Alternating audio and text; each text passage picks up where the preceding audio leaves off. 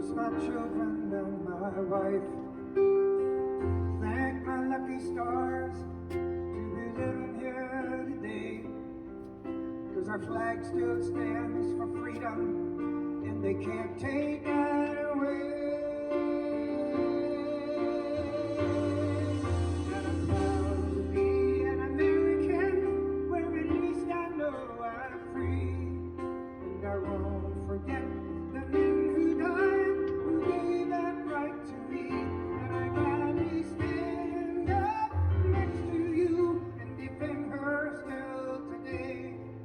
'Cause there ain't no doubt I love this land. Sing it. God bless the USA.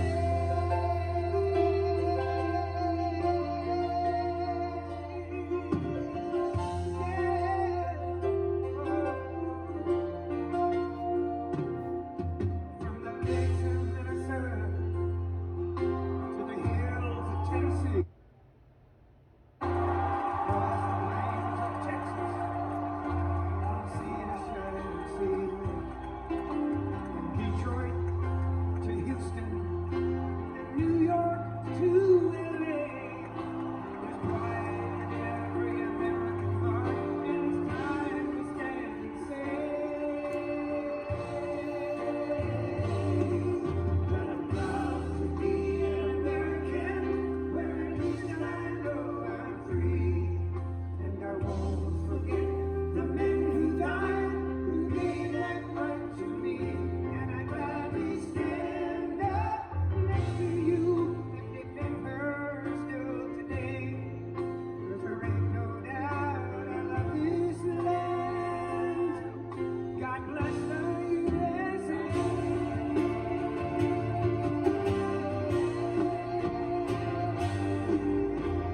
I'm proud to be American, where at least I know I'm free. And I won't forget the men who died, who gave that right to me.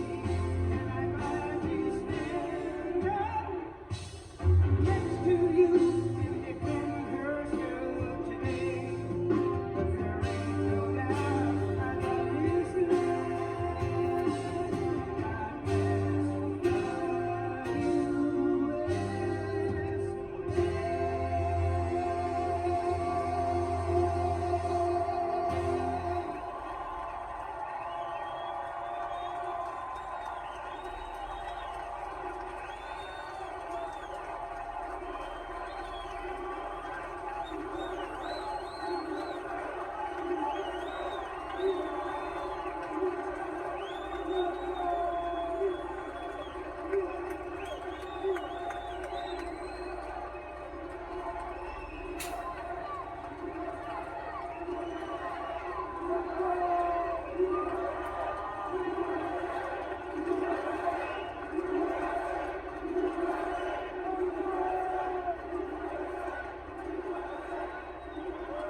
Thank you very much.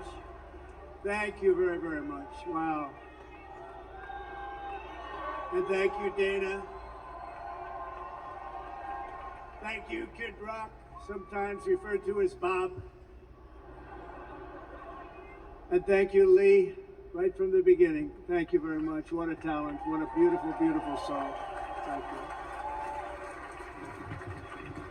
Friends, delegates, and fellow citizens, I stand before you this evening with a message of confidence, strength, and hope. 4 months from now, we will have an incredible victory, and we will begin the 4 greatest years in the history of our country. Together, we will launch a new era of safety, prosperity, and freedom for citizens of every race, religion, color, and creed. The discord and division in our society must be healed. We must heal it quickly. As Americans, we are bound together by a single fate and a shared destiny. We rise together or we fall apart. I am running to be president for all of America, not half of America, because there is no victory in winning for half of America. So tonight, with faith and devotion, I proudly accept your nomination for President of the United States. Thank you.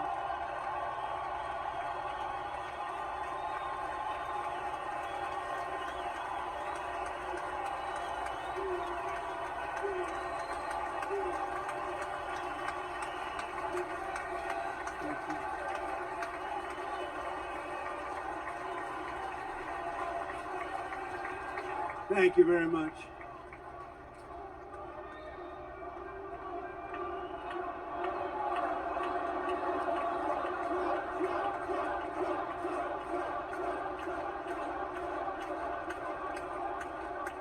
Thank you very much. And we will do it right. We're going to do it right. Let me begin this evening by expressing my gratitude to the American people for your outpouring of love and support following the assassination attempt at my rally on Saturday.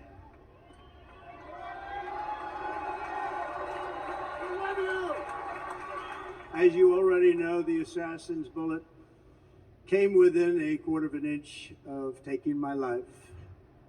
So many people have asked me, what happened? Tell us what happened, please. And therefore, I will tell you exactly what happened, and you'll never hear it from me a second time because it's actually too painful to tell. It was a warm, beautiful day in the early evening in Butler Township in the great Commonwealth of Pennsylvania. Music was loudly playing, and the campaign was doing really well.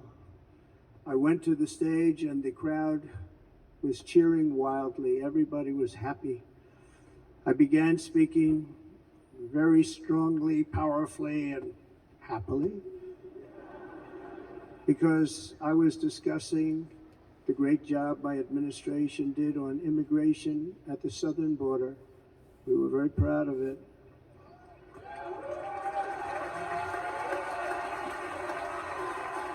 Behind me and to the right was a large screen that was displaying a chart of border crossings under my leadership.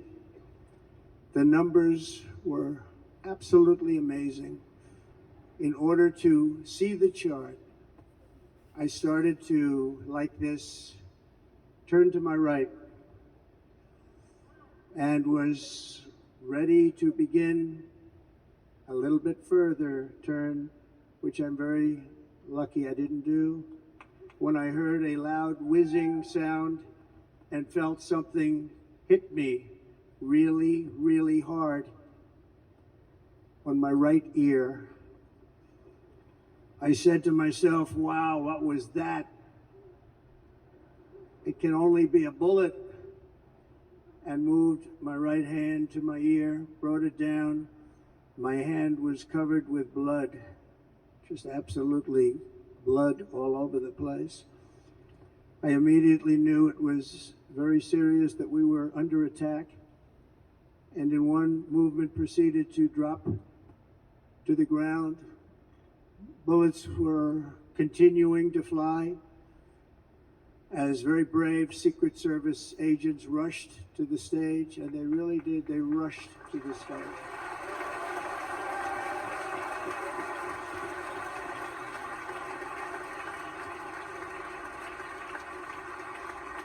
These are great people at great risk, I will tell you, and pounced on top of me so that I would be protected. There was blood pouring everywhere, and yet in a certain way I felt very safe because I had God on my side. I felt that.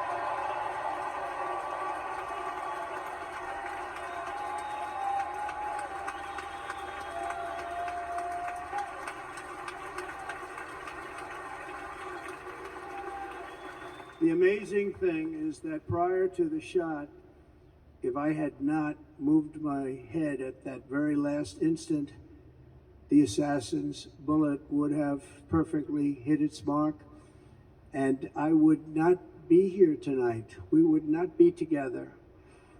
The most incredible aspect of what took place on that terrible evening in the fading sun was actually seen later. In almost all cases, as you probably know, and when even a single bullet is fired, just a single bullet, and we had many bullets that were being fired, crowds run for the exits or stampede, but not in this case. It's very unusual.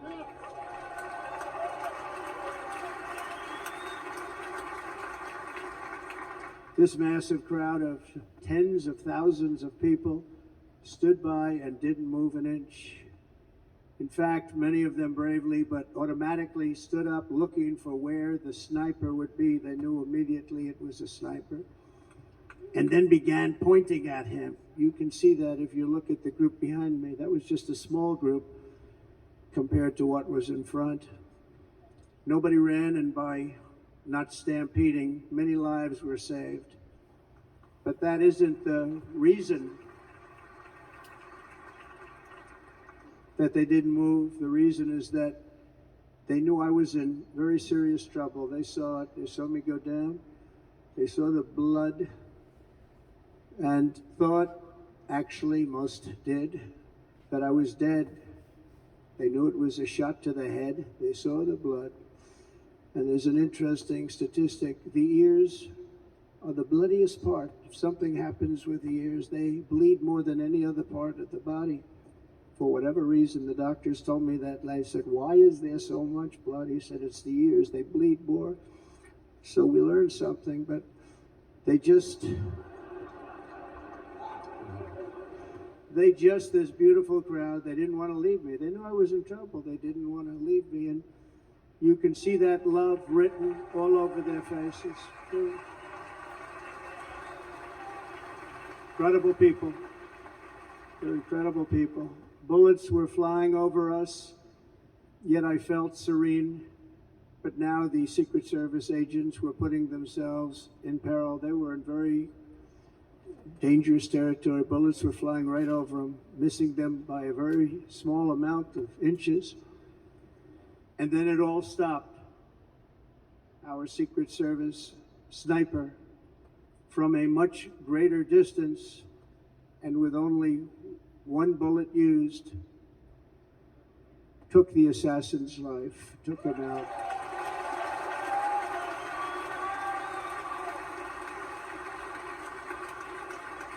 I'm not supposed to be here tonight.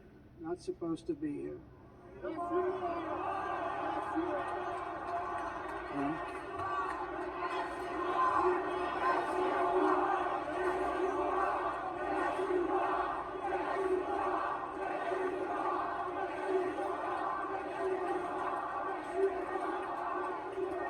Thank you. But I'm not. And I'll tell you, I stand before you in this arena only by the grace of Almighty God.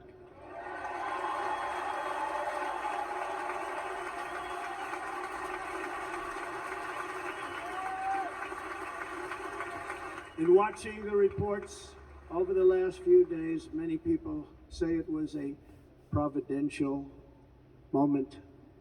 Probably was. When I rose surrounded by Secret Service, the crowd was confused because they thought I was dead, and there was great, great sorrow. I could see that on their faces as I looked out. They didn't know I was looking out. They thought it was over. But I could see it. I wanted to do something to let them know I was okay. I raised my right arm, looked at the thousands and thousands of people that were breathlessly waiting, and started shouting, "Fight, fight, fight."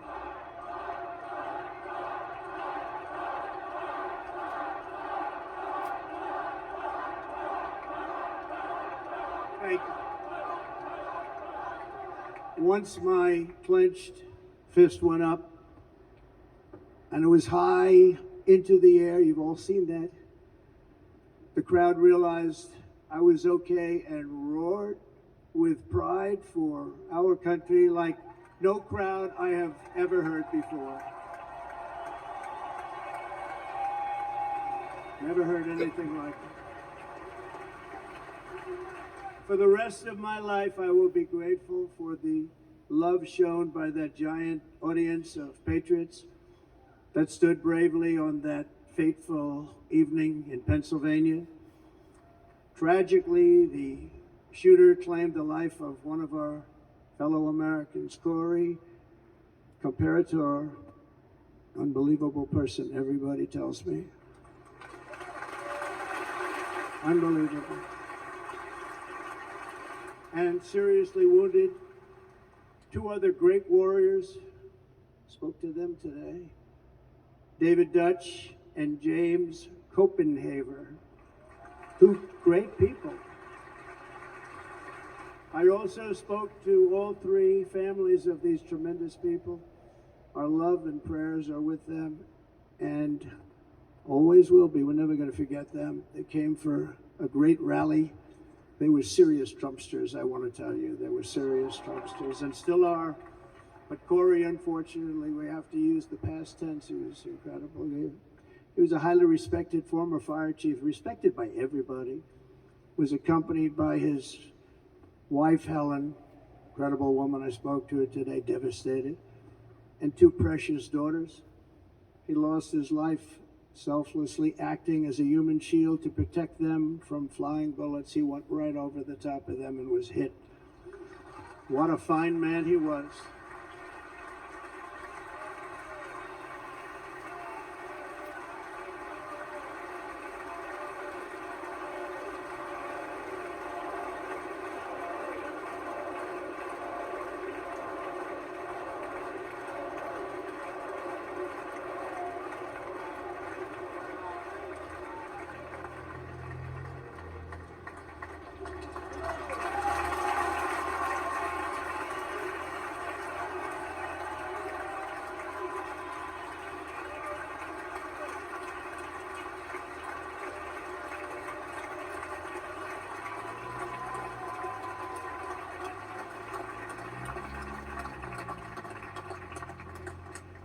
I want to thank the fire department and the family for sending his helmet, his outfit, and it was just something, and they're going to do something very special when they get it, but we did something which cannot match what happened, not even close.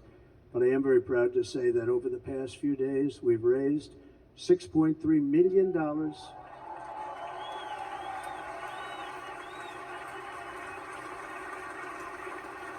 for the families of David, James, and Corey, including from a friend of mine, just called up, he sent me a check right here, I just got it, $1 million. From Dan Newland, thank you, Dan. And again, when speaking to the family, I told them, I said, well, I'm going to be sending you a lot of money, but it can't compensate. They all said the same thing. You're right, sir. We appreciate so much what you're doing, but nothing can take the place in the case of Corey. And the other two, by the way, they were very, very seriously injured, but now they're doing very well. They're going to be okay. They're going to be doing very well.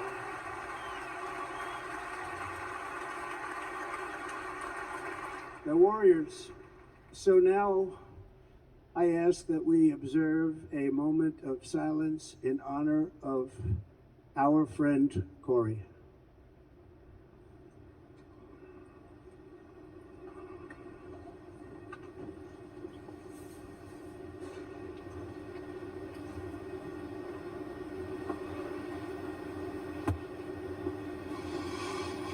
There is no greater love than to lay down one's life for others. This is the spirit that forged America in her darkest hours, and this is the love that will lead America back to the summit of human achievement and greatness. This is what we need. Despite such a heinous attack, we unite this evening more determined than ever. I am more determined than ever, and so are you. So is everybody on your side.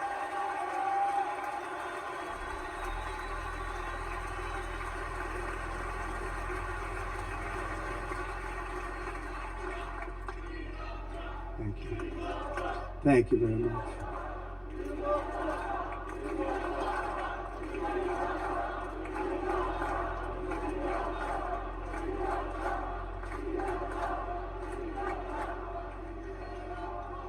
Our resolve is unbroken and our purpose is unchanged to deliver a government that serves the American people better than ever before. Nothing will stop me in this mission because our vision is righteous and our cause is pure. No matter what obstacle comes our way, we will not break, we will not bend, we will not back down, and I will never stop fighting for you, your family, and our magnificent country. Never.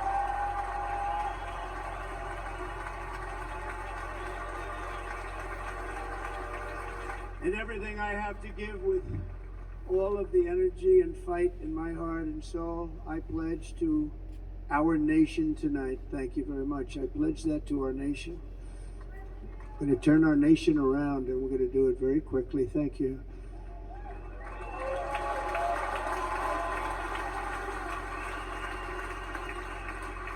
This election should be about the issues facing our country and how to make America successful, safe, free, and great again.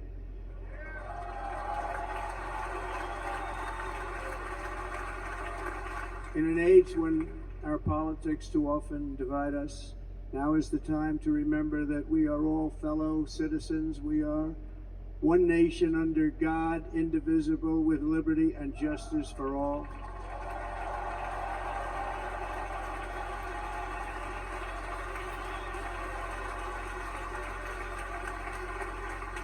And we must not criminalize dissent or demonize political disagreement, which is what's been happening in our country lately at a level that nobody has ever seen before. In that spirit, the Democrat Party should immediately stop weaponizing the justice system and labeling their political opponent as an enemy of democracy. Especially since that is not true. In fact, I am the one saving democracy for the people of our country.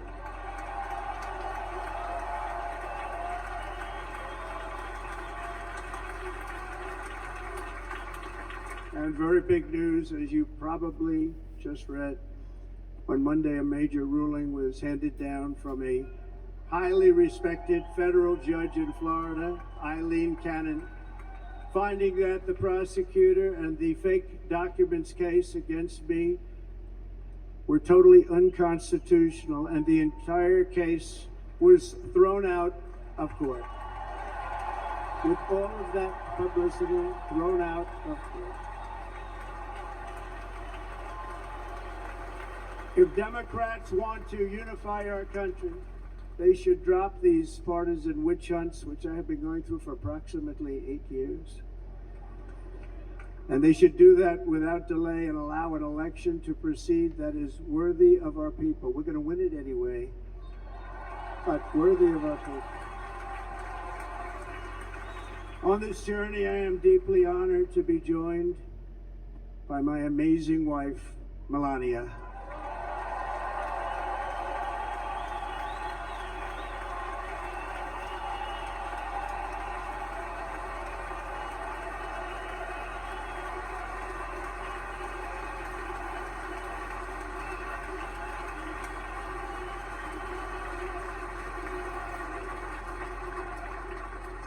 And Melania, thank you very much. You also did something really beautiful, a letter to America calling for national unity, and it really took the Republican Party by surprise. I will tell you, it was beautiful.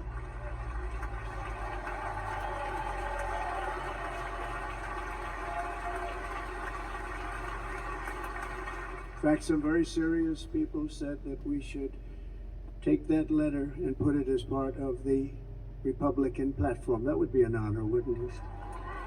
Right, Mr. Congressman? But it captivated so many, so I also want to thank my entire family for being here. Don, Kimberly, Ivanka and Jared, Eric and Lara, Tiffany and Michael, and Barron. We love our Barron.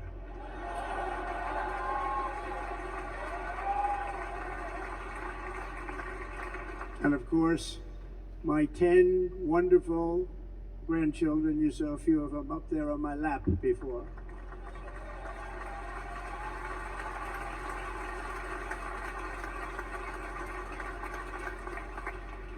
And how good was Dana? Was Dana good? I mean, was he good? He was on probably the only vacation he's had in about, maybe ever, because he works, but about 10 years with his wife, very far away. I won't tell you where, but very, very far away, beautiful place. And my people called and he said, yeah, I won't be able to do it. This is many, many years. I promised my wife I can't do it. And they came in, they said, Dana won't be able to do it because he was my first, second, and third choice. I said, well, that's too bad, but I understand he's away and it's good. It's good for him. And that was it. About 30 minutes later, she came back in, sir, Dana just called, he's going to do it. And his wife, she said, you can't turn him down. You just can't do it. You have to go. That's a good wife.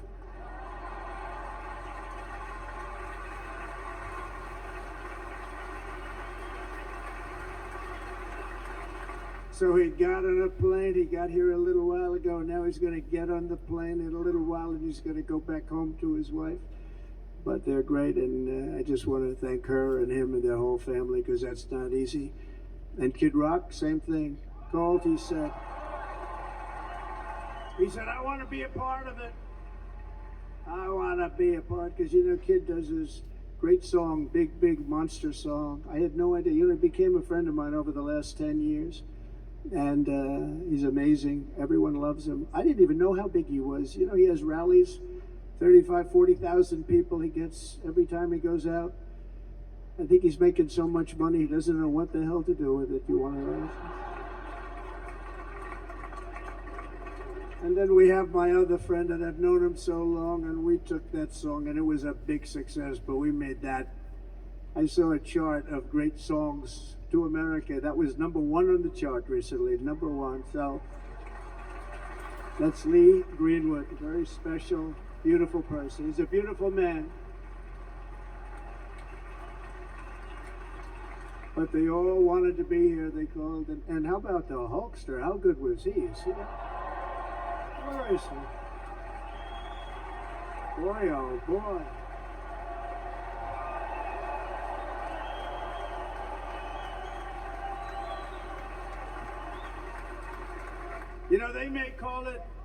They may call that entertainment. I know about entertainment, but when he used to lift a 350-pound man over his shoulders and then bench press him 2 rows into the audience, I said, maybe entertainment, but he is one strong son of a gun. I will tell you, I watched it many times.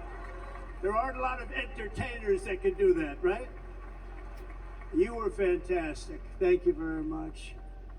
Followed by Eric. What was that all about? Boy, that was good. I didn't want to really come up here. But he was so great, and he's such a good young man. He went through a lot of trouble, and Don last night was incredible. They went through so much trouble. They got subpoenaed more than any people probably in the history of the United States. Every week they get another subpoena from the Democrats, crazy Nancy Pelosi, the whole thing, just boom, boom, boom. They've got to stop that because they're destroying our country. We have to work on making America great again, not on beating people. And we won. We beat them in all. We beat them on the impeachments. We beat them on indictments. We beat them.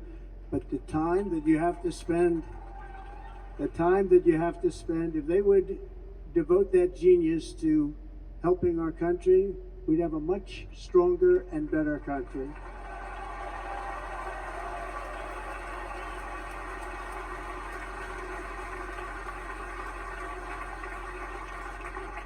And Jason, the biggest star in country music. Jason, thank you for being here. Jason, thank you very much. Jason Aldean, he's good. I like his wife even better, by the way. She's here. Thank you, Jason. But I'm thrilled to have a new friend and partner fighting by my side. The next Vice President of the United States, the current Senator from Ohio, J.D. Vance, and his incredible wife, Usha.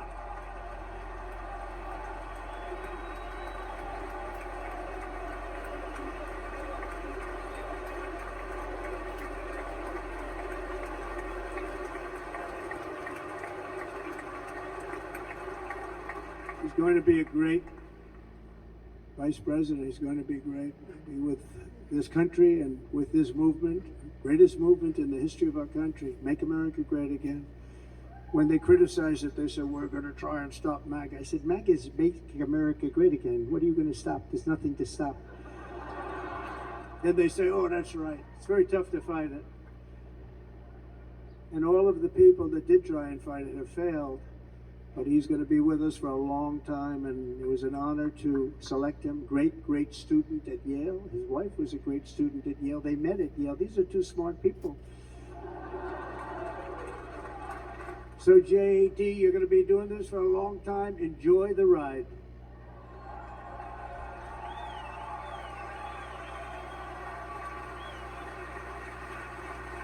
And a very special thank you to the extraordinary people of Milwaukee and the great state of... Oh, there they are. There they are. You are so easy to spot. And Green Bay's going to have a good team this year, right?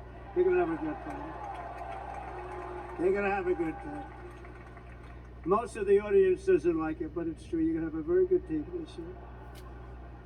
And by the way, Wisconsin, we are spending over $250 million here creating jobs and other economic development all over the place. So I hope you will remember this in November and give us your vote. I am trying to buy your vote. I'll be honest about that.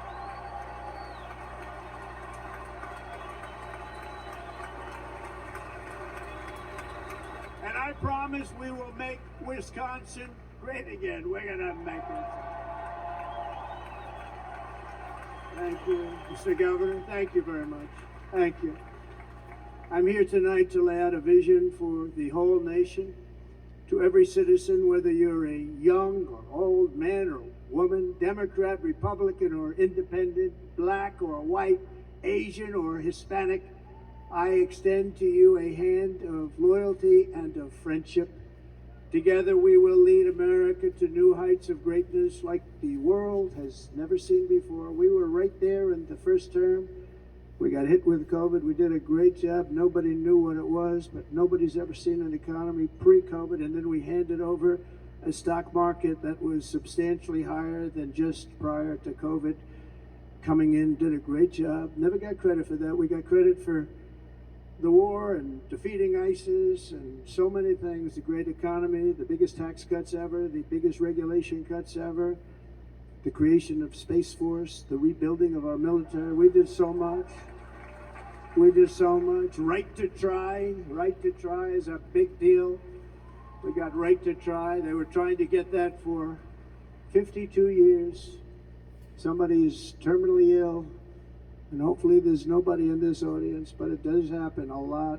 They're terminally ill and they can't use our new space age drugs and other things that we are way ahead. We have the greatest doctors in the world, the greatest laboratories in the world, and you can't do it. They've been trying to get that approved for 52 years. Wasn't that easy?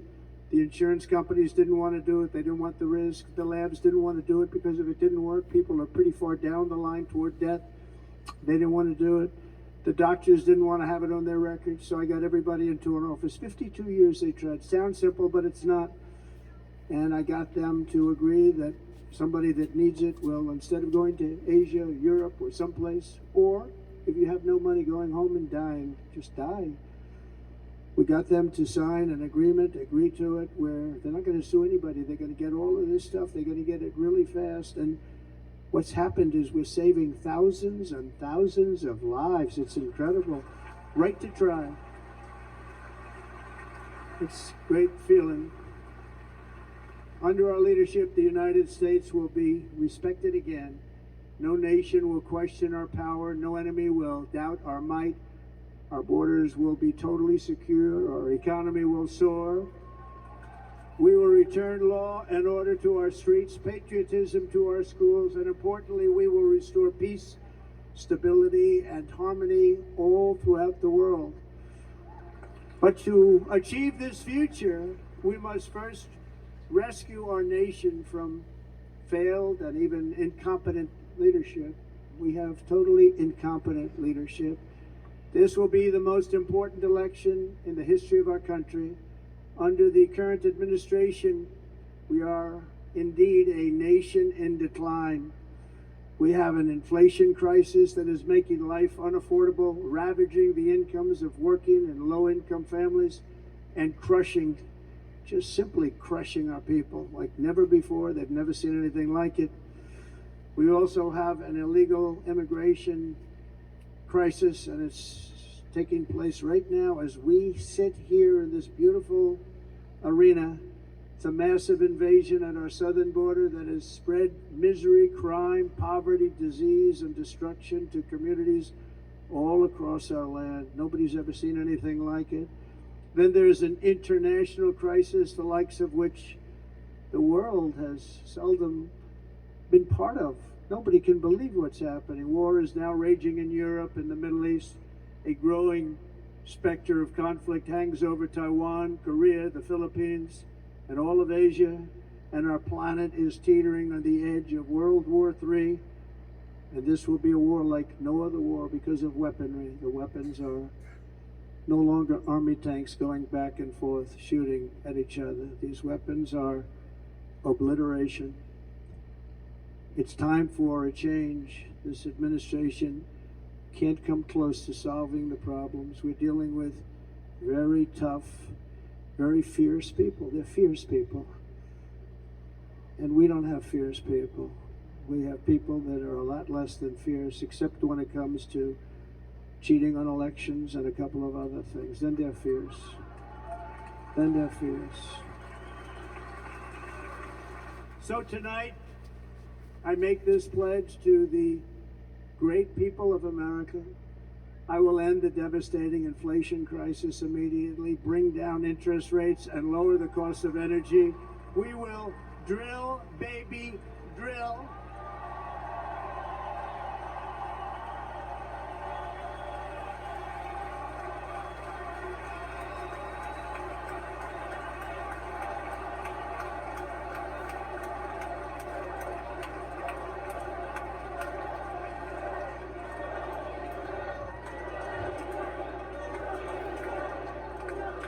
Can you believe what they're doing? But by doing that, we will lead a large-scale decline in prices. Prices will start to come down. Energy raised it. They took our energy policies and destroyed them. Then they immediately went back to them, but by that time, so much was lost. But we will do it at levels that nobody's ever seen before. And we'll end lots of different things. We'll start paying off debt and start lowering taxes even further. We gave you the largest tax cut. We'll do it more. You know, people don't realize I brought taxes way down, way down, and yet we took in more revenues the following year than we did when the tax rate was much higher. Most people said, how did you do that? Because it was incentive. Everybody was coming to the country. They were bringing back billions and billions of dollars into our country. The companies made it impossible to bring it back. The tax rate was too high, and the legal complications were far too great. I changed both of them, and hundreds of billions of dollars by Apple and so many other companies were brought back into our nation, and we had an economy the likes of which no nation had ever seen. China, we were beating them at levels that were incredible. And they know it. They know it. We'll do it again, but we'll do it even better. I will end the illegal immigration crisis by closing our border and finishing the wall, most of which I've already built.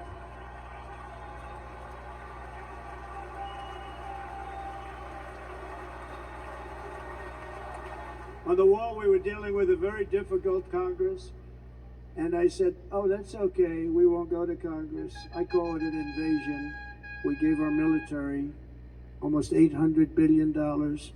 I said, I'm going to take a little of that money because this is an invasion. And we built, most of the wall is already built. And we built it through using the funds because what's better than that? We have to stop the invasion into our country that's killing hundreds of thousands of people a year. We're not going to let that happen. I I will end every single international crisis that the current administration has created, including the horrible war with Russia and Ukraine, which would have never happened if I was president, and the war caused by the attack on Israel, which would have never happened if I was president. Iran was broke. Iran had no money. Now Iran has $250 billion. They made it all over the last 2.5 years. They were broke. I watched the other day on a show called Deface the Nation. Has anyone seen it?